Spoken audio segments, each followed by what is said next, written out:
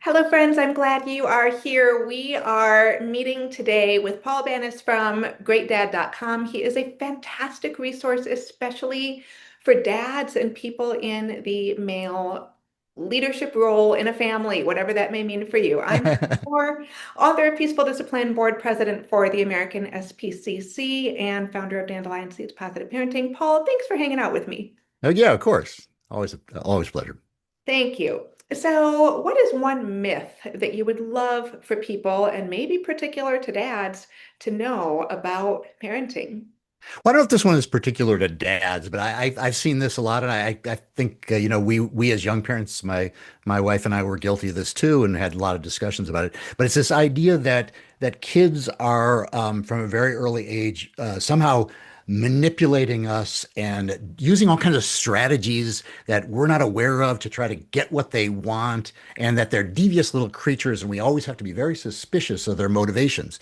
And for a lot of parents, it starts out with this whole idea of getting them to sleep and putting them in another room, and they're trying to manipulate you into getting more attention, and that's what it's all about. Not that they're little babies and have a natural desire for warmth, comfort, food, changing, and just basic human needs, which is what you and I would, we would look at that and say, that's just a baby. It's not, they're not out to get you. So I think that's one of the most important things, one of the most important myths to understand from a very early age, all the way up through, because you see it even in grade school. Like a child is sick and says, "I don't want to go to school." Of course, there may be some other problems, they're bullying or some other reason why they don't want to go to school. But in general, children are not malingerers. They don't wake up in the morning thinking, "What lie can I tell my mom to get out of going to school?" And so I think it's important. I think it's an important concept to trust your child first. I mean, that's part of the connection is really having that trust of your child. Yeah, trust is so important. And you're right, we did not give birth to monsters. We are not raising these little hellions that are out to get us. We are raising kids who legitimately are trying to do the best they can for us. They want to please us. Yeah. So I love that you raised that one. So, what is something else that you wish parents and caregivers knew? Well, I guess associated with that whole idea, I guess how important it is to keep on. I know we've talked about this a lot together. Is keep the idea of connection top of mind as you're relating to your child, and in the same way they're not intrinsically guilty. Your role is really to provide all that love and comfort and safety for them, and to keep on reiterating that and making sure that they feel that connection and that safety all day long. This is a huge debate. I don't know if it's as strong today, but whether we should be cruel and mean and demanding of our children because the world is cruel and mean and demanding, and we need to toughen them up.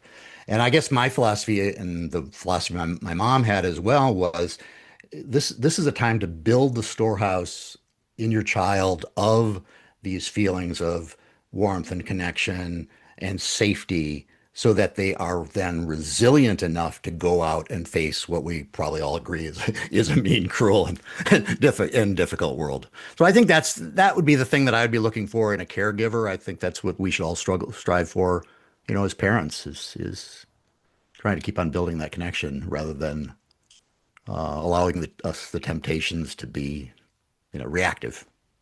This is one of the most important concepts that people can take away. Our job is not to toughen up our kids. Our job is to be a safe place to land. And if we can raise collectively a generation of kids who know how to feel connection, we actually change the world in a single generation, because you've got people who want to do well for each other. And that's a huge game changer and can really, I firmly believe, put us on a much more positive trajectory as a society for creating a healthier world for all humans to live in. So I love that you highlighted that. Yeah, we all know this is a centuries long debate about how we raise our kids. But you've done a lot of the research and or pulled from a lot of the research that shows how valuable this actually is. It's not just the opposite of spare the rod, spoil the child, or whatever all those old-fashioned things are. It is actually proven to be part of the resilience package in making our kids stronger. And then I hope, like you say, I hope, more empathetic, more loving, more caring, more interested in connections themselves for a better world. Absolutely. And by the way, for those of you watching or listening and referencing that spare the rod, spoil the child, it does not come from where most people think it comes from, and it doesn't mean what most people think it means. So let me know if you have questions about that separate discussion, but I'm so glad you mentioned that one, Paul. Last but not least, what is one actionable tip that somebody could do today in their parenting to help nurture that connection or break a cycle? What comes up for you? Well, I think the most important thing is figure out ways to create that empathy so that even in the moment you don't lose sight of the bigger goal. Because we all know that we're stressed, and you and I've been doing work with parents for a while, and we don't hold ourselves up to some perfect standard. I am not a perfect parent. I fail, even with my kids who are now 21 and 25, I still fail with them. So you have to give yourself a lot of grace, but you also have to have ways to remind yourself all the time who they are and and what you're trying to achieve. So one thing I like for parents of younger kids, babies and toddlers, where there isn't as much of that, you're not trying to get into the baby's mind as much, but you're just trying to keep yourself centered, is having some sort of mantra that you play in your head that just it reiterates the fact that this, it's not a monster, as we said. This is not an evil thing. This is not this is not the end of the world. That, all those things that jump into our mind that make us super frustrated and get us really revved up and sometimes prone to yelling or screaming or crying or, or worse, is to say something to yourself like, she's just a little baby.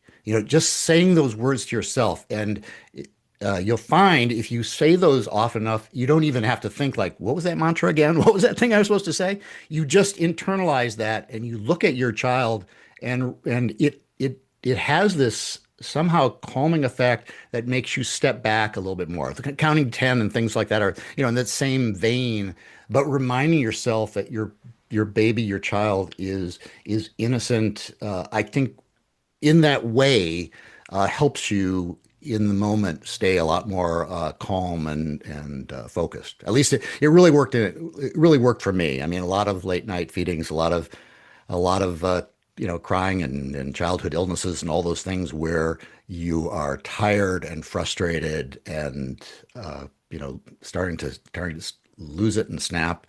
It can really stop you before it gets worse than that. Absolutely. We don't need to be the monster either, right? Yeah, exactly. No monsters in the house, under the bed, or anywhere. Let's just Yeah. call out all the monsters. They're out of here. Paul, where can people find you if they want to learn more about the important work that you do? Well, you can always find me at greatdad.com and greatdad.go greatdad.com/go has my coaching offerings and a free course on gratitude if you're interested in that. Fantastic. Thank you so much, friend. Okay, thank you.